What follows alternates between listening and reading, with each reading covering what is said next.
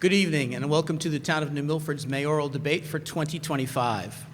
My name is Ken Taylor and I've been asked to be tonight's moderator and I'm happy to do so. My role will be to ask questions of the candidates and hopefully ensure that both candidates have a fair amount of time to express their views on the issues and introduce themselves to the voters. For those in the room, tonight's debate is being streamed live on the town's Facebook page and YouTube channel. As Facebook automatically deletes live streams after 30 days, the best way to find this debate after tonight will be on the town's YouTube channel. Just go to YouTube and search Town of New Milford and click on the channel's live feed and you will be able to find this debate. I would like to thank our probate judge, Judge Langrebe in the front, who's agreed to be our timekeeper and rules official. Tonight's forum will be divided into a few segments. First, the candidates will be given 2 minutes for an opening statement. I will then ask the candidates some questions on a multitude of issues. Each candidate will have 2 minutes to respond, with the first candidate answering entitled to a 30-second rebuttal if desired. Both candidates have submitted questions that have not been shared with the other candidate, some of which I will ask, and we'll try to group the topics of the questions by topic in the order of finances, infrastructure, ethics, and vision. Around 7:40, 7:45, we're going to take a short break. If anyone in the audience has a question they'd like us to consider asking the candidates, we have paper in the back and pencils in a little box. Judge Langrebe and I will take about 5 minutes, maybe less, to go through those questions quickly and see what remaining questions we can ask of the candidates. The questions must be submitted in writing and we will review it for appropriateness. The candidates will also be allowed a 2-minute closing statement. We flipped a coin just a few minutes ago to decide who would go first and who would go second. I remind everyone present that these candidates have taken the admirable step of offering their services to the town of New Milford, and if elected, will have the unenviable task of spending countless hours working on important issues to which there are often no good answers, and for which they will receive very little recognition or praise. They both deserve our respect at this forum. I remind the candidates that this forum is designed to allow members of the public insight into your views and motivation for running for office. Disagreement on the issues is expected. Personal attacks are not welcome and will not be allowed. And finally, I'd just like to ask the audience and each of the candidate supporters here tonight just to hold your applause or gasps until the end of the debate, as this is their chance to address their fellow citizens. We've also agreed that I will address each of the candidates informally as Pete and Robyn Robyn has won the coin toss and she's elected to give her opening statement first. Thank you. Robyn. To begin? Thank you. Hi, I'm Robyn Mann and I'm running for mayor of New Milford. I want to provide a new vision, leadership for a change. First and foremost in my platform is the value of our school system. Underfunding our schools affects the health of our community and our families. It's been proven that a well-funded school system is the best way to ensure that we have confidence and we have healthy and happy children that we send out into the world. Also, it's been proven to ensure that we have increased values in our properties, we attract families, and we keep families in our community.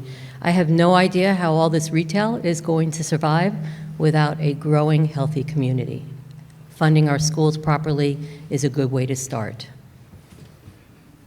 The current treatment of the schools as a liability instead of an asset is bad for New Milford. It means fewer teachers, fewer resources, and falling down in unsafe schools.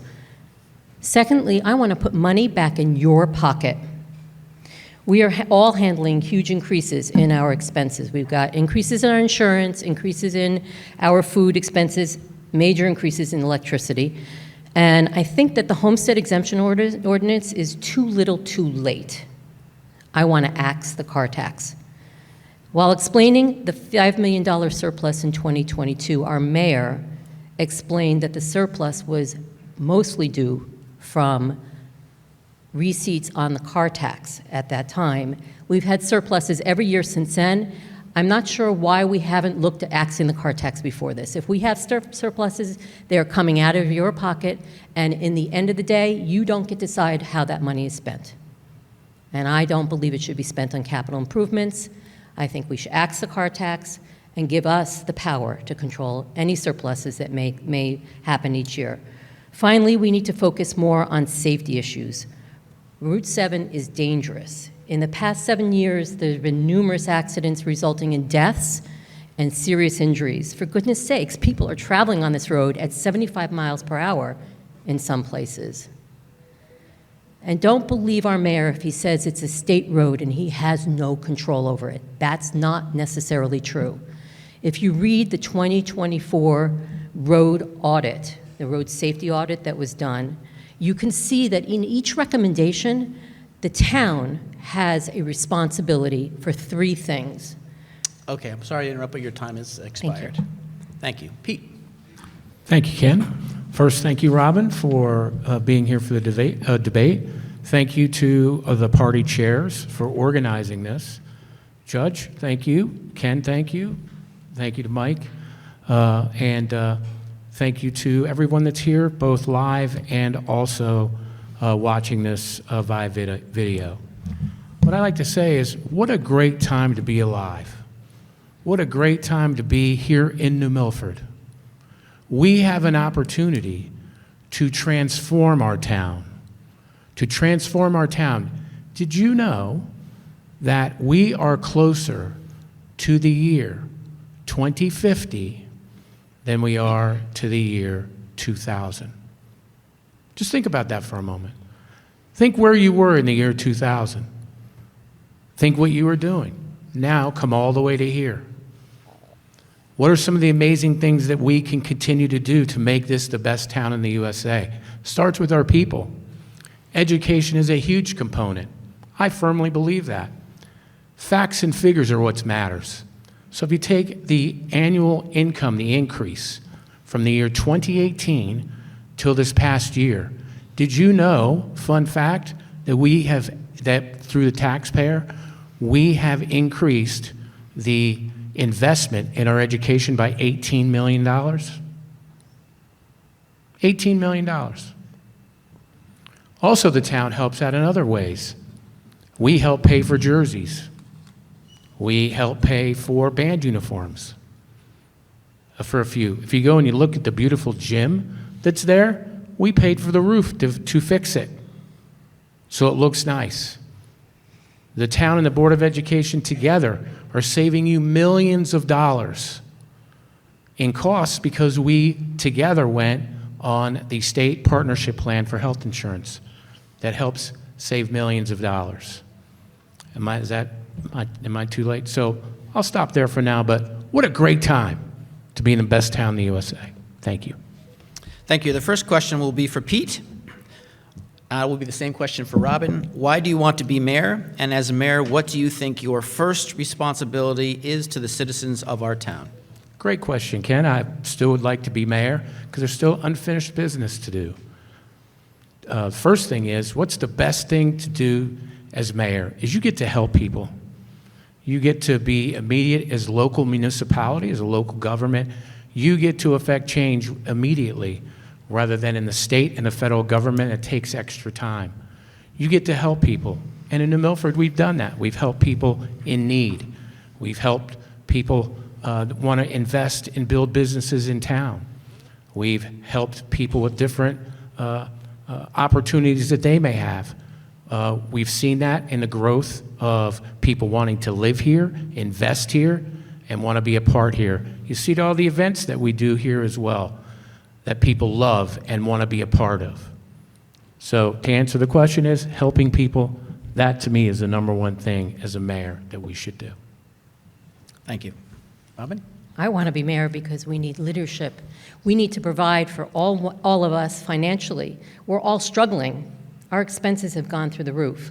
We can't continue to have a surplus every year. We can't continue to take money out of your pocket to fund that surplus. We can't continue to take money out of your pocket to fund the payment of a verdict of $7.659 million because our town didn't plan for it, because our town didn't take the steps necessary to protect our surplus funds, our capital reserve. All that money is going to go to paying that verdict.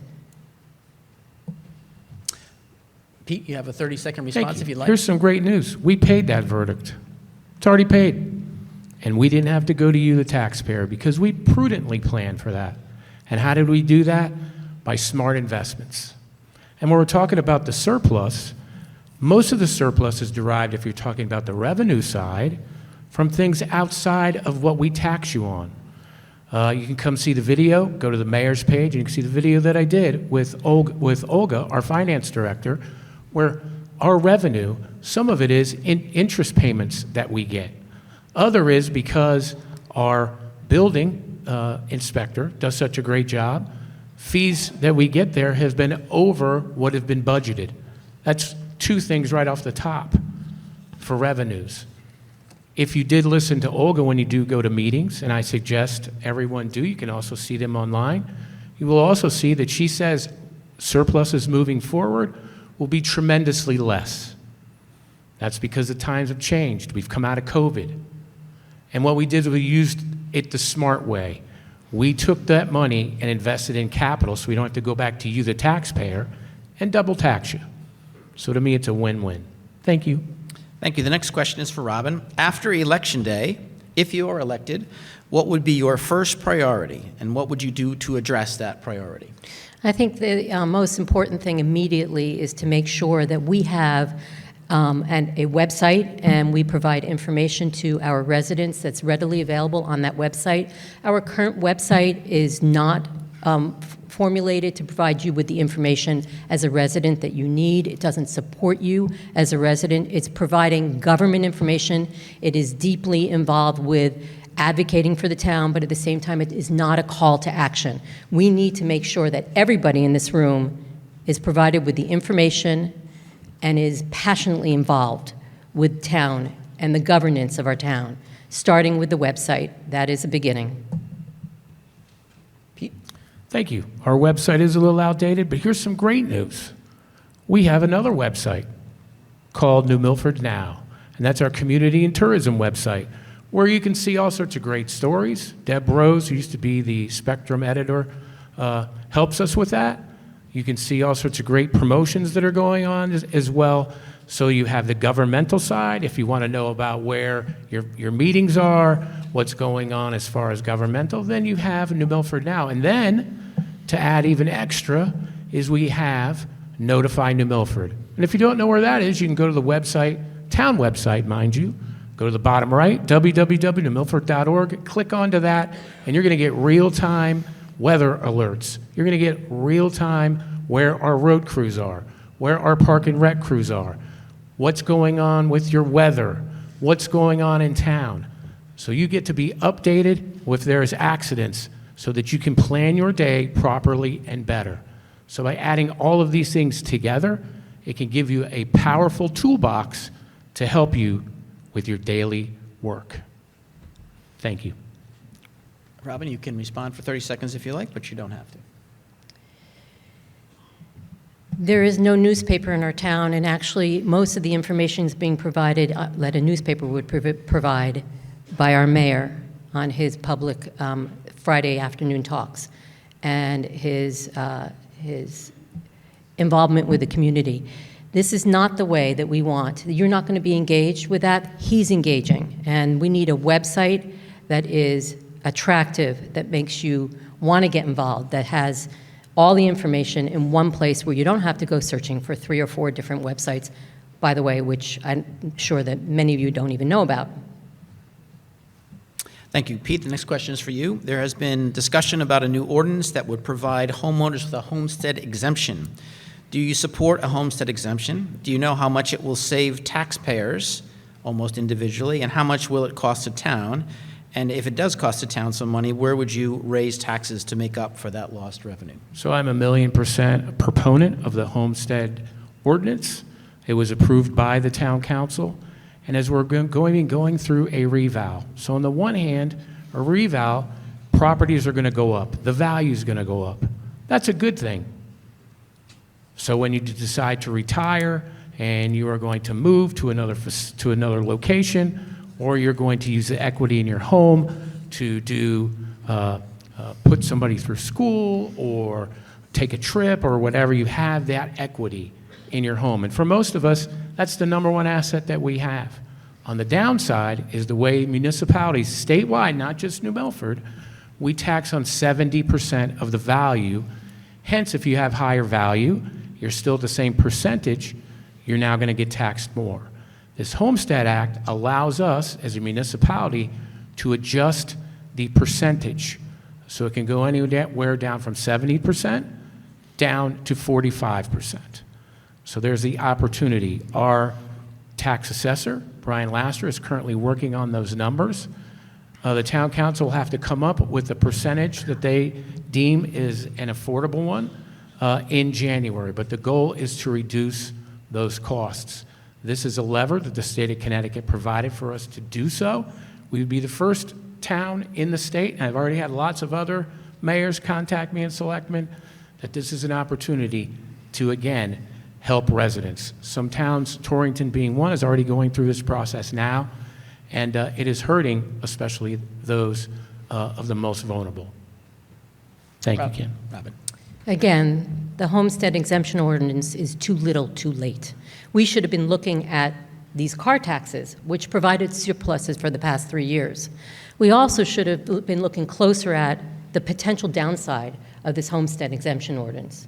Other municipalities who've engaged in this ordinance have experienced an increase in litigation. We are asking our struggling commercial property owners to bear more of a burden of our budget and more of the tax. That's going to come back to bite us. We already have a problem with supporting our commercial property owners in this town, except perhaps the ones who have storage facilities.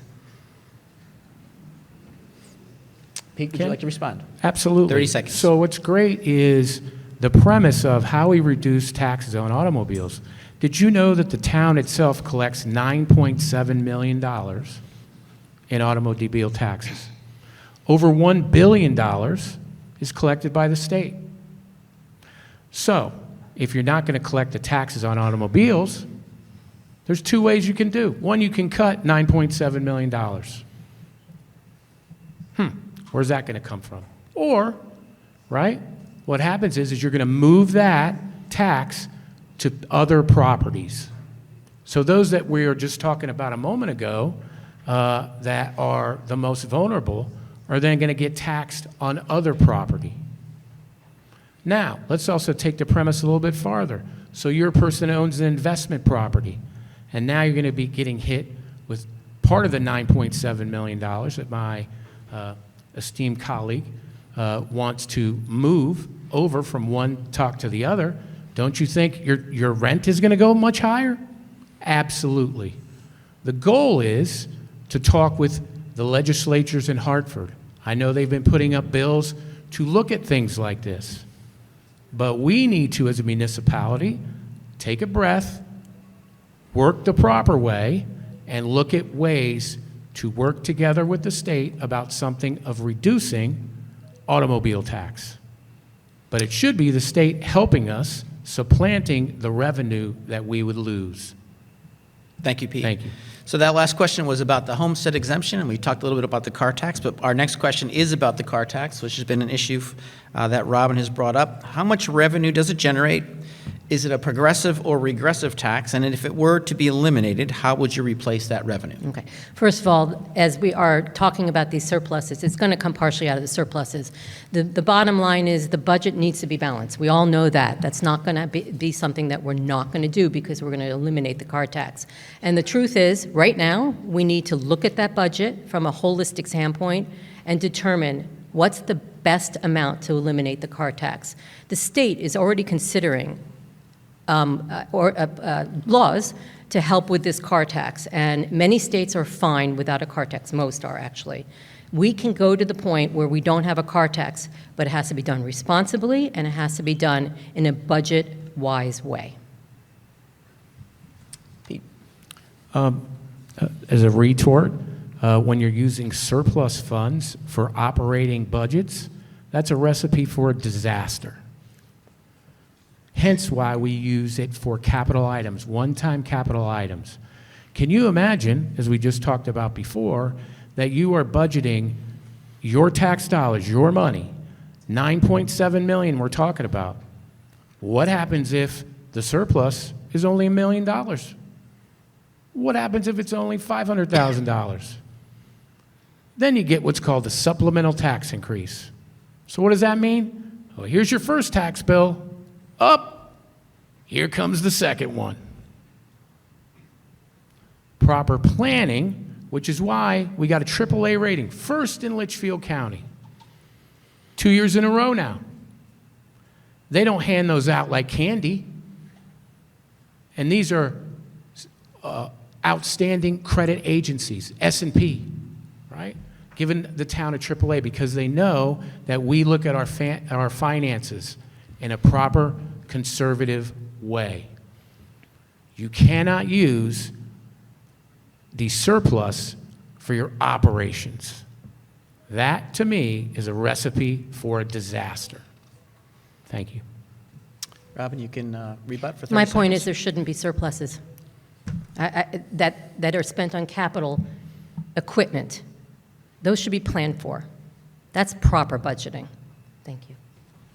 So the last question was about car tax, and we talked a little bit about surplus. The next question is about surplus. It's for Pete. In the past, the town has used surplus funds to account for unexpected capital improvements or off-budget items not contained in the yearly budget. Do you think surplus funds should be returned to the taxpayers, or should they be used for these additional expenses without town votes? Great question, and here it is. We're actually saving you money by actually taking surplus money, and surplus, as I said before, comes from numerous ways. Go to my website, and you will see the discussion that we have, because it's about 20 minutes long, the two phases, about how we do that. But here, imagine this. We have a snowplow. Snowplow costs about $260,000. Okay? You, with a surplus, could buy it right now. $260, done. Or you could wait until the next budget, put it in your budget, and even though we have the money in our pocket right now to get it, well, now we're going to raise your taxes more.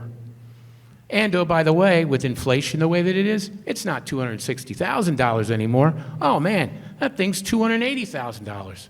So guess what? $20,000 extra out of your guy's pocket. We do it the right way. We do it the smart way. There's a thing called a 5-year capital plan. Matter of fact, the Town Council and Board of Finance gets it. Some of our members are here and they see it. And most of those items are in the 5-year capital plan. So we do plan for those. And we do know there's opportunities to use the surplus wisely so that we're not going back to you, the taxpayer, for capital items that we could pay for with surplus funds. Thank you. Robyn. So we all live by a budget. We all know that we have to plan ahead for the large ticket items that are coming our way. We all know that the proper way to do it and the fiscally responsible way to do that is to put money away with each paycheck. That's not what's happening here. That is the way to save you money if you're budgeting for your painting of your house, and the town money if they want a $260,000 snowplow. Pete, 30 Great news is we did put it away. It's called the surplus. So that's the great news. And it's an opportunity, again, where we don't go back to you, the taxpayer, and ask you for the same amount of money that we already have. And how do we get some of that surplus again? Let me repeat it. There's interest income. There's times where, I know we've all seen it, whether it's in your retirement income or whether you go to the grocery store, you've seen rates go up. Well, that's the same with investments. We hedge that at a 3% number. So if it's at 4%, there's going to be a surplus in that account. The one thing you don't want to do is be hedging interest rates so that it comes in, instead of 4%, we have a drop in interest rates and it's 3%, and now we're going to you, the taxpayer, saying that that account now has been under budgeted. So the good news with that is we do save for that, we do put it away, and we do invest in capital, much needed capital.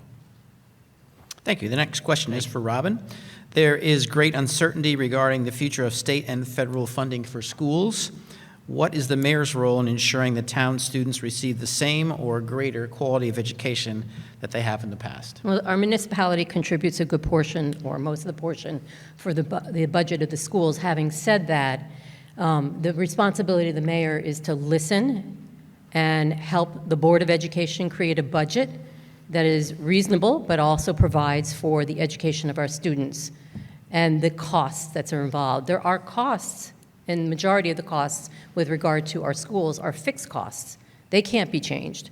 So that has to be taken into consideration. The last thing we want to do is go into it with an idea and a spitballing with regard to reduction in that budget of $1.6 million, which is going to affect the education of our children and how we support them in our schools. Pete? Thank you. Again, look at the year 2018 till this past year. The investments that the taxpayers made is an additional $18 million that we have provided for the educational system. Because all of us, me included, my kids went through the Milford schools. We want to make sure that education is paramount. Now, that being said, there's a firewall that the state puts in through regulation. The Board of Education and the superintendent are the ones that run the school system. I sit as a de facto member, meaning I can't vote on the Board of Education, but I try and do as best that I can to help assist in that, to work together like we did before with the state partnership plan, where we've cost avoided millions of dollars by moving us over. Also, the town helping out when we can, as I talked about before, providing for band uniforms, providing for athletic equipment when needed. I took a tour of the school buildings, and there was much needed HVAC control systems. And we actually took it out of the town capital reserve and paid for that. So it's working harmoniously together to provide the best outcome we can for our children. Thank you. Robyn, you have a 30-second rebuttal if you like. I don't know what's harmonious about a $1.6 million reduction in the school budget that is spitballed, basically $20,000 a student for 80 students. That's not harmonious, and I don't think the school district felt it was harmonious, or the people who are sending their children to our schools. Ken, can I respond? Unfortunately, no. Okay. We're going to switch gears a little bit to some quality of life issues. The nation is fighting an and this is for Pete. The nation is fighting an opioid crisis that has not spared New Milford and is killing people every day. What can you do as mayor to fight this scourge? Great. Before I answer that, Ken, I'm going to take my time and just say, by the way, the budget that was passed this past time, education, was the mayor's budget. And by the way, that was no decrease. So it wasn't $1.6 million. It was what was requested. And that was my budget, and that's what got passed. Speaking of opioids, we have been very forefront in addressing opioids. Some of the things that we've done as a town is we were one of the first towns to have one of our police officers be boots on the ground, working harmoniously with our other department heads, whether it be social services, whether it be the senior center, youth agency. We also work in partnership with New Vans. As we found, the quickest way to success is to treat the addiction immediately as best as we possibly can. The outcome is a factor of 10x. And you've seen that by the fact of in 20, I don't want to give the exact date because I'll probably be wrong, but you were looking at deaths, opioid deaths in the mid-20s to 30s. This past year so far, we were at 1. And that's also doing good works like Tony Morrissey and what he's doing. And also, we had money, opioid money, that's given to the town of Milford. Other towns put that in the general fund. You know what we did with it? We put it away. And we have a committee that makes recommendations to the town council on how to do that.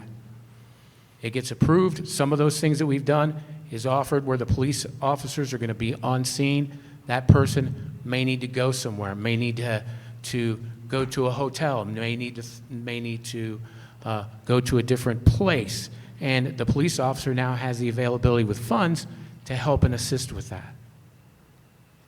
Also, CIT training, where we train our police officers, and that was done through the opioid treatment funds that we get from the state of Connecticut through litigation. But that's just two of the things that we do to really, and you can see by the data points, that we've had success. By no means are we 100% where we need to be, but we're striving to get there.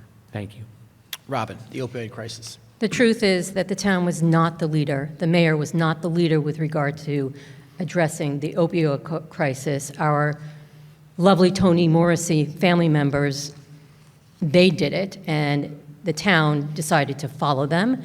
It was the loss that he suffered in his family that empowered him and gave him the passion to create the program that has benefited our opioid academic approach, including distribution of Narcan to all of our police officers and raising the money to pay for all that.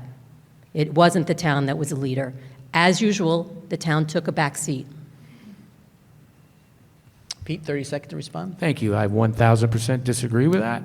The town has worked together with all sorts of different partners, whether it be Tony, whether it be New Vance Hospital, whether it be MCCA, to just name a few. It's all working together. We have a monthly community resource meeting where we all get together and talk about best practices and how things work.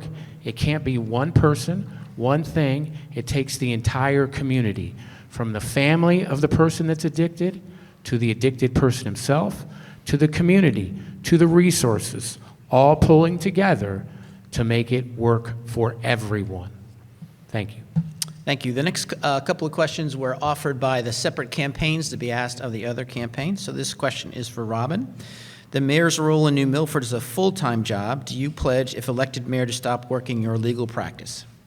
So I'm willing to step away from my business in order to do what's best for New Milford. And admittedly, leaving a law business is much more complicated than running a newsstand. But I'm sure that I'll figure out how to make a plan for the future of my business. Pete, quick response if you want. As I've done now for the last 8 years, and I did proudly have a newsstand. Had 3 or 4 of them, proudly. Also was in finance. Proudly was there too. And you know who I'm really proud about? Is the small business owners in this town that break their back each and every day, especially coming out of COVID. And that's amazing. And this is, ladies and gentlemen, a $120 million some operation. I sat on town council for 6 terms. I was on Economic Development Corporation, Sewer Commission. Also, I had a fun, great job, best job of being the Milford Bulls football coach, which was awesome as well. So it's not just one thing, it's a combination of things.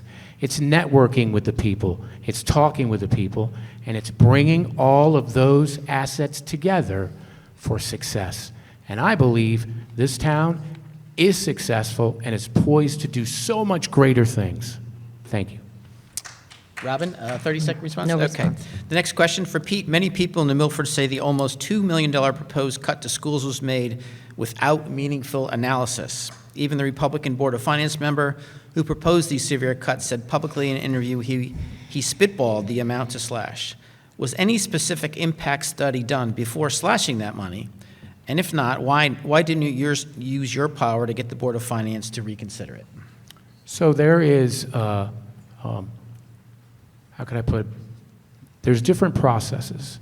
So the mayor brings his proposed budget to the town council. The town council then decides what they want to do and make adjustments. And then the Board of Finance, their elected officers too, they can make the decisions of what they want to do. Then it goes to the voters. And then the voters decide the process, whether that's a budget they want or not. This particular vote, they voted no. They came back and they took the mayor's budget, and the mayor's budget passed.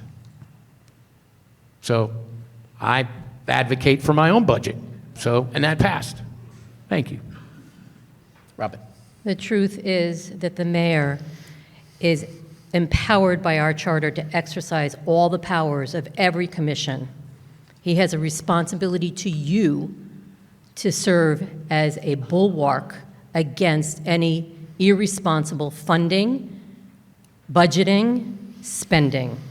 The buck stops over there. He knew that this nearly $2 million cut in the school budget was being spitballed. He heard it himself, and he did nothing to stop it. Thank you. The next question is another candidate question. This is for Robyn this time. Without any experience in municipal government, what is your plan to bring yourself up to speed to manage the municipal side of town government? I've had a lot of jobs. I've done a lot of things with my law degree. I've served as a nonprofit leader, an executive director of a $20 million nonprofit. It was something that I stepped into, and I figured it out. I read, I talked to people, I looked at the books, I looked at the finances. We all know how to get ourselves educated about a business. This is a business, running the town. I've run businesses. I run my own law firm. I've run my own law firm in New York. It is a hard job, but I'm willing to do it, and I look forward to it. Thank you, Ken. This is, as I said before, a $120-some million operation. So we're both applying for the job. So just think about it. You, the public, are the ones that are going to decide who gets the job or not. So today we're talking about that. So imagine somebody's telling you, I'll figure it out. I'll figure it out. Well, I can tell you, we've already figured it out. AAA bond rating we've got here. I've been here for 8 years. Again, town council for additional 6 terms. You can see the vitality of the town. People want to live here. People love it here. Best town in the USA. You can see the investment happening in this town. What a great place to be. So I'm asking for your vote. I'm asking to let me continue for another 2 years to build on what we all are working for, which is to make this place the best town in the USA. Already is, by the way. Thank you. Robyn, 30 seconds. Families don't really want to choose New Milford to live in. Our school system and the scores that we're putting out are middling at the best. We are not doing our best with our schools, and that's when we will attract the people to come live in New Milford. Great. The last question posed by the candidate committees is for Pete before we take our quick break. When you were made aware that the town of New Milford was facing a multi-million-dollar lawsuit payout, why didn't you set aside at least a portion of the recent year-end surplus to pay for it? Great question. We did take some of the money from the surplus. Sat down many times with our town attorney, and we looked at options. Sat down with our finance director. What are the options do we have? What's in our tool belt? What's our toolkit? Because the number one thing we didn't want to do was to take, because remember, there were 2 settlements now, totaling about $10 million. One thing I said we didn't want to do is go back to you, the taxpayer, for a supplemental tax increase. So by the fact of the way that we finance our operations, look at it conservatively, we were able to pay that off without bonding it and without going back to you, the taxpayer. So to me, that's a huge win-win. And oh, by the way, the litigation didn't happen, right, under our watch. That happened back in the 80s. Thank you. Robyn.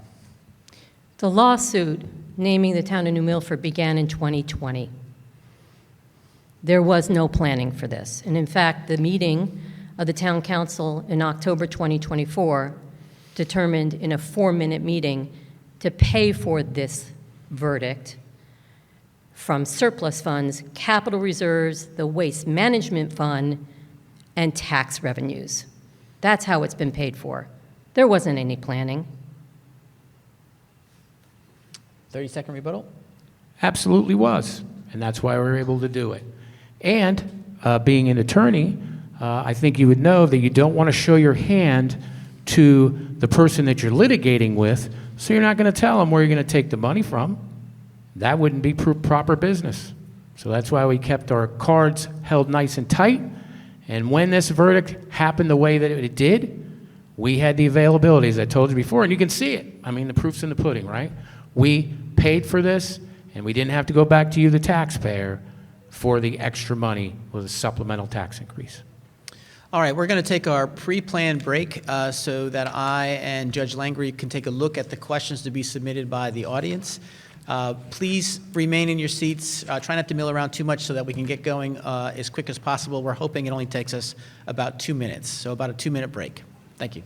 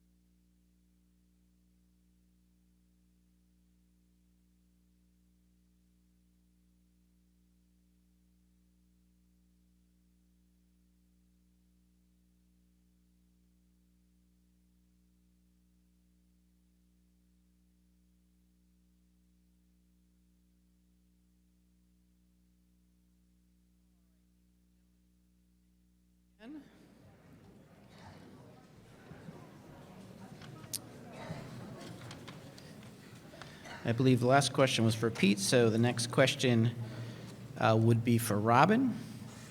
What would your plans be for the East Street School and Pettibone? Oh, that's an exciting question. We have two beautiful buildings, one more beautiful than the other, in my opinion, but they need to be utilized to the benefit of every resident in this town. East Street School would make a beautiful theater arts center.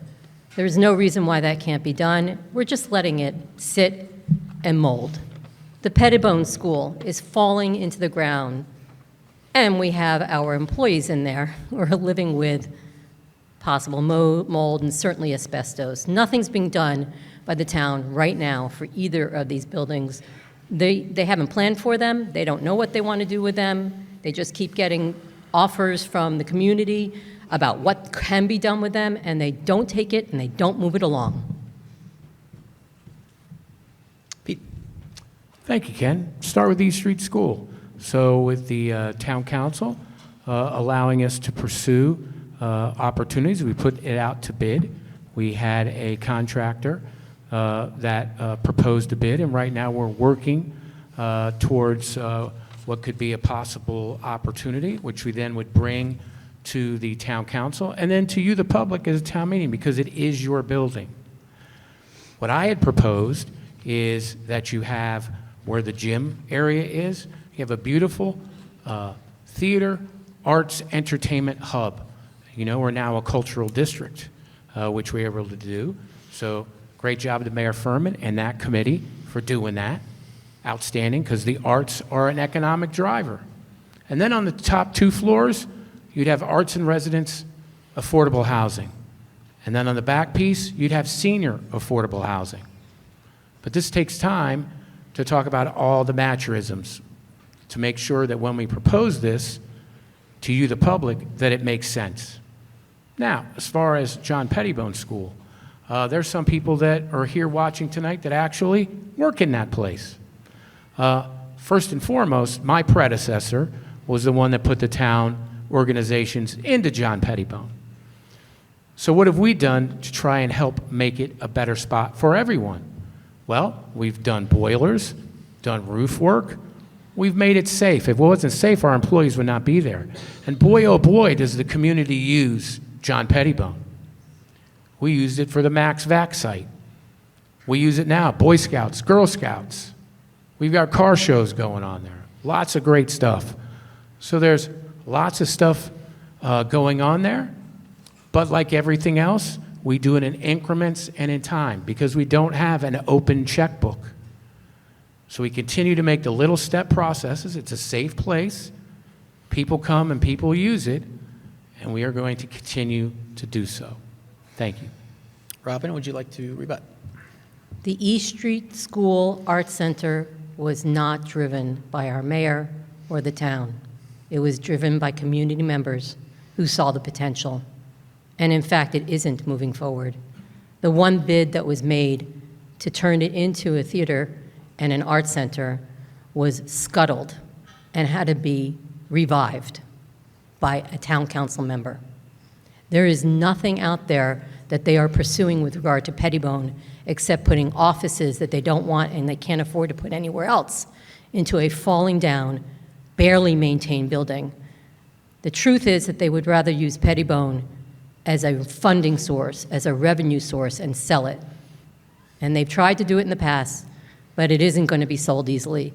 Because the bottom line is our commercial spaces on Route 7 are poorly maintained, poorly presented, and we don't have the population to maintain the retail that they need to stay here.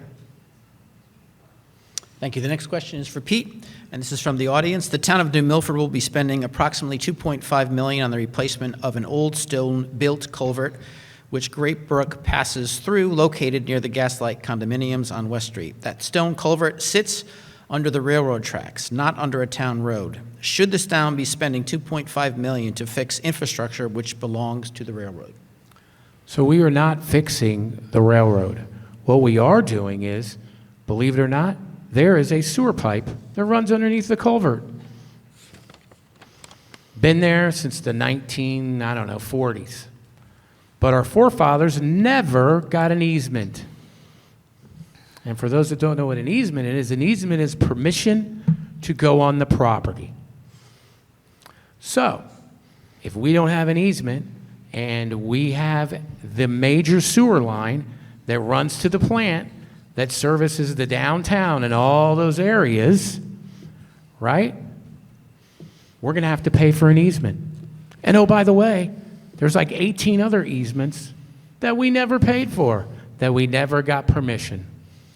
So a big, huge thank you to our John Whitman and the entire sewer board as they were working diligently, and I'm talking years, to get easements. And those easements is what's costing the money. Now, we have to take the sewer line out of the culvert. The new plan is to move it to the side. So in case anything were to ever happen to a culvert, because if this one goes down, you're looking at the plant going down. We want to make sure that this is done as safe as possible. So this is in no means are we repairing someone else's property. We're paying for easements that should have been done many, many years ago. And as some of you have seen, as we continue to tackle these capital and infrastructure projects, there's lots of stuff that we have uncovered that years and years ago was okay to do. In this new way, with all the new regulations that are put in by DEEP, by the Army Corps of Engineers, these are the things that we have to live with, and these are the costs that we have to bear.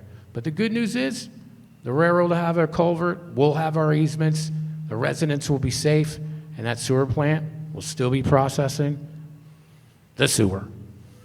Robyn. $2.5 million, well, that really could have gone to saving Boardman Bridge.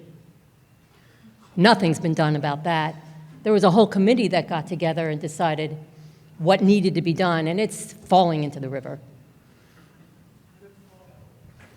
Pete, 30-second Well, response? first of all, the WPCA is its own entity. So you cannot take funds from the WPCA and move them to the town of New Milford into some other kind of fund. That's illegal, and you can't do that. Number one.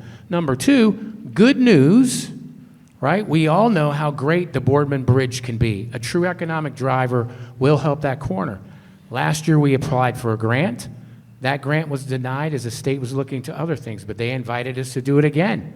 And we're continuing to work on that because we want to see that bridge where it's walkable, helps with the riverfront, helps with the 5 miles over there of the river walk that we have that goes through Sega Meadows. And mind you, great opportunity that we did with that. We put stone dust that goes Sega Meadows onto River Road all the way up to Gaylordsville. And might I add too, Ken, that we are part of the whole ecosystem where we're going to be going from Norwalk through Danbury, through Brookfield, all the way to New Milford with a river walk. So that's an important component. But heck, if we can get a grant and get that done, great for the taxpayers. Thank you. Robyn, one concern that many families have is that many young people who grow up in our town do not consider staying and making this their home. What can you do as mayor to keep or increase jobs for our young people so they stay in New Milford? We have not provided for our education system in order to grow our community, make our property values steady and growing, provide an attractive community to bring in families, to spend money in our retail establishments, to support our economy. Pete? Wow, I must be looking at a different New Milford, because what I see is all these people that come and say they want to move here. All these people coming from other places that say it's not safe. We're the 5th safest one in the state. And the top 4 other ones, that would be Greenwich, that would be West Hartford, that'd be all these things that when you look at them socioeconomically, they're much higher than we are. So as a working man's town, I say we're the #1 safest. You've got people that want to live here. You got people that want to work here. You see businesses that want to invest here and build their businesses or expand their businesses. I think that's tremendous.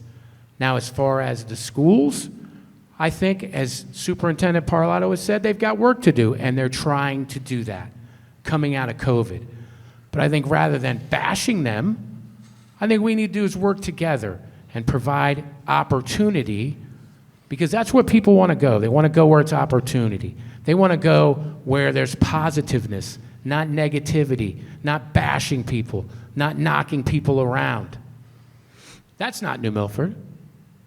That's when people want to invest. That's when people want to be here. That's when they want to put their kids in the school and be proud. That's why I say we're the best town, because I think we are. Thank you. Robyn? In order to be the best town in my vision, we need a better school system. We need children who are actually taking tests and doing well on them. We need more than 47% of our children who graduate going on to secondary institutions. I would provide for our schools. I would work with the schools to do a budget that is reasonable and provides for the children's education. That was my first platform item. Thank you. The next question allows the two of you to brag a little bit about your running mates on your ticket. So this first question is for Pete, and it'll be the same question for Robyn. What trait does the Republican Party bring to local government that the Democrats don't? And then the converse would be the opposite. So Ken, I'm not going to say what the Democrats don't, because we all of us on both sides want to do what's best for New Milford. So I take that premise and I'm not going to say that, because we're all trying to do better. Now, our road to get there may be a little bit different. I can talk about those that are serving on our party. They're the most caring people. They love the town. They're passionate.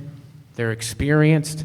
They bring their experience to our boards and commissions and make it run, make it do great.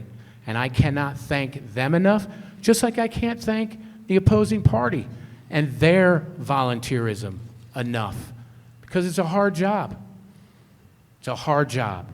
So I basically want to thank everyone, but I want to give big accolades to those that are serving on our side, and I personally can't thank them enough. They're awesome. Thank you. Robyn, the Democrats. The Democrats are fiscally responsible. They're in control of the spending, but they don't put the kind of priorities on a AAA bond rating that the Republicans have in this town. Having a good bond rating is important. We all know that. The cost of borrowing money has to be under control. But whether we need surpluses that create a AAA bond rating or not is not a Democratic approach. We will provide for a good budget that supports our schools, that helps with regard to your bottom line, because you're the residents who are suffering right now with your expenses. And we will also provide for good bond rating in order to keep the cost of money down for our town. Thank you. Next question is for Robyn. Do you support allowing cannabis dispensaries in New Milford? And if you do, would you support an immediate repeal of the New Milford moratorium on cannabis sales? I can't see adding any businesses downtown that aren't going to be supported by the lack of people in town to buy there, whether it's a cannabis business or any other business. We have empty storefronts downtown, and the reason that we do is because people are not going downtown to purchase things. If you talk to the businesses on Bank Street, you will find that 2, maybe 3 are in the black. The rest are struggling. We're not addressing this problem, and adding a cannabis business or any other type of business is not going to address it. Pete? Wow. I was just on Bank Street. Matter of fact, it's great when I walked up there. And mind you, I had a store down there, newspaper store. I had that for multiple decades. Here's great news. We have a new bakery that just opened up there. My old store is going to be a hotel. Where the Rent-A-Center was, that's actually going to be producing baked goods for the Bridgewater store, the New Preston store, and you'll also be able to buy your own stuff there. We have a candy store now that's down there. I see lots of people going there, and I see lots of people loving our downtown. I see lots of people using our green. Now, are there some empty stores down there? Yes. But some of those are empty for a reason. And it's not just because they can't find someone. It's because there may be circumstances where that landowner, and I'm a big believer in owning and having property rights, they may not be interested in leasing it for now. But we're trying to work with them. But you can see the people investing there. You can see Gilmore Girls. We still have people coming from all over the world. I met a mother and daughter from England that came here. Came to New Milford. Right? Have a new barbecue place. That just opened up. So as I said, I see lots of opportunity, and it's up to all of us to provide that ground to germinate, to provide those opportunistic seeds for us to grow and thrive. Thank you. Robyn, 30 seconds if you like. It's obvious that Bank Street and Main Street are not populated during the week. I applaud our government for bringing in the Gilmore Girls idea and providing for increased tourism, and that has helped. But that's not what these businesses are suffering. They're suffering because they're not making sales during the week. And in fact, if there are empty storefronts, it makes Bank Street look like it's falling down, and nobody wants to walk Bank Street with falling down businesses. There are ways to address property owners who don't want to use their property in our village center legally and with regard to incentives. None of that has happened. Thank you. We're just a few minutes before 8, and we're going to run out of time for the questions. So we will now have our closing statements by the candidates. Again, a coin toss determined the order, and Robyn, you will go first with your closing statement. 2 minutes, please. Thank you. Our town charter provides a scheme of government that provides the mayor with significant leadership, responsibilities, and power. Although he's not a vote on town council, he is a council member who leads meetings, sets agendas, and coordinates with town functions. And if there is some issue in our town that arises that negatively affects you as a resident, it is our mayor who's charged with helping to fix that. If he had led, our mayor would not have allowed the consideration of a budget that would severely underfund the schools and resulted in furloughs of tens of teachers. No budgetary spitballing should ever be countenanced by a mayor. If he had led, then the high school roof replacement would not have been such a disaster. Several fires, destruction of floors, fasteners that were left off that provided for a safe roof in the case of high winds that had to be replaced. And I truly want everyone in this room to think, have you seen any information out there about the cost that this negligence has made to your bottom line, the taxpayer? No, because the mayor doesn't want you to think badly of him. He wants you to believe that a AAA bond rating and well-maintained roads are the pinnacle of good governance in our town. Well, I strongly disagree.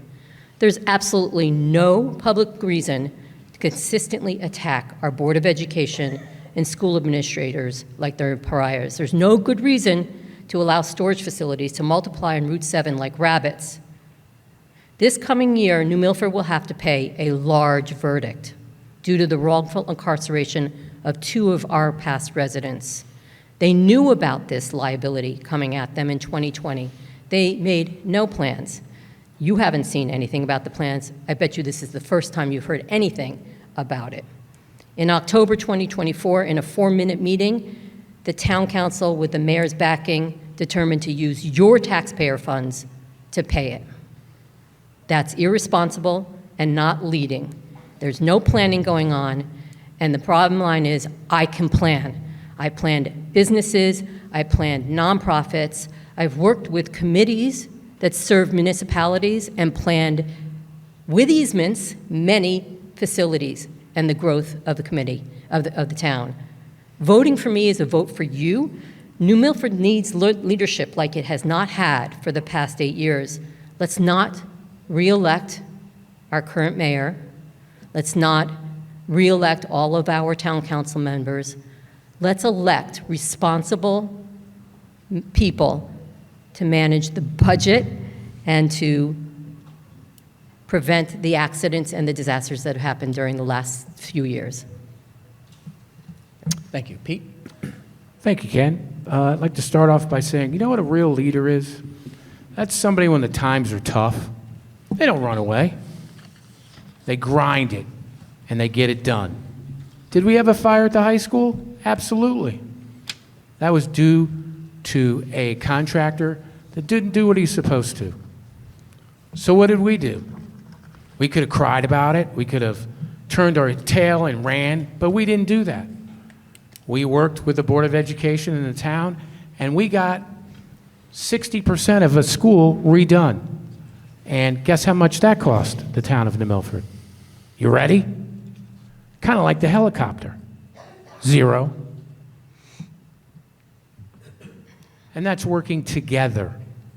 Things happen on construction jobs. Okay? Ask any contractor, he'll tell you. Stuff happens. When it happens, what do? You pivot and you get it done. And that's what I'm here to do, to get it done, to keep working and moving this town forward.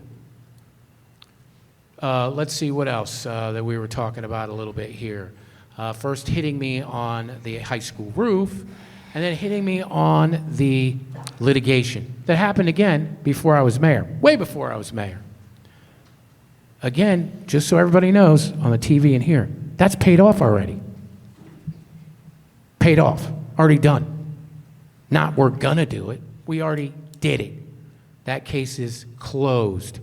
And that's with good stewardship by our town council, our Board of Finance, and the mayor's office. And more importantly than all of us is you, the people, because it goes through a process. Town council, Board of Finance, town meeting. So I personally, in closing myself, this isn't just one person, this just isn't one edict. This is the community.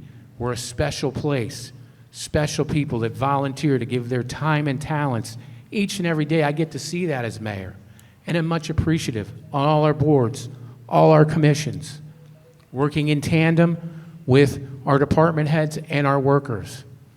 And on the educational side, again, we invested an additional $18 million. And if it wasn't enough, they wouldn't have a surplus.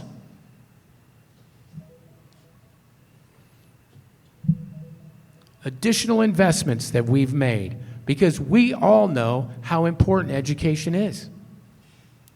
And again, lastly, going back to the same drum, the budget that was passed this year was the mayor's budget. Cuts to the Board of Education, a 0.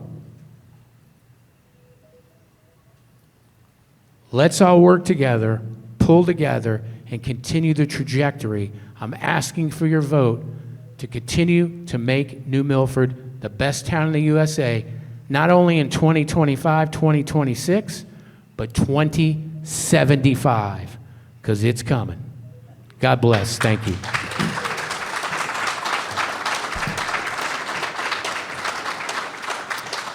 Thank you. That concludes the Town of New Milford mayoral debate.